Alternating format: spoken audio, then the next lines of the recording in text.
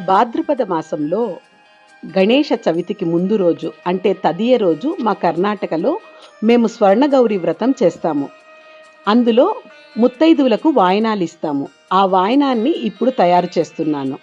వాయనంలో మొదటగా పసుపు, కుంకుమ, గాజులు, పువ్వులు, ఆకులు పెట్టాము. తర్వాత శనగబ్యాళ్ళు, ఉద్దిబ్యాళ్ళు, గోధుమలు, బియ్యము, బెల్లము కూడా పెట్టాను. దానికి తోడు పసుపు కొమ్మలు, ఒక్కలు పెట్టాలి. వడిబియ్యం సామాను కూడా పెడతాము. అదేవిధంగా పంచఫలాలను కూడా జోడిస్తాము. మనకి ఎన్ని ఫలాలు దొరికితే అన్ని ఫలాలు పెట్టుకోవచ్చు. పూర్ణ ఫలానికి చిహ్నంగా టెంకాయను పెడతాము. ఆ తర్వాత అరటిపండు లేకుండా ఎలా అరటిపండు కూడా పెట్టాము. తరువాత ముత్తైదుకు ఇచ్చేందుకు చీర, రవికను పెట్టాము.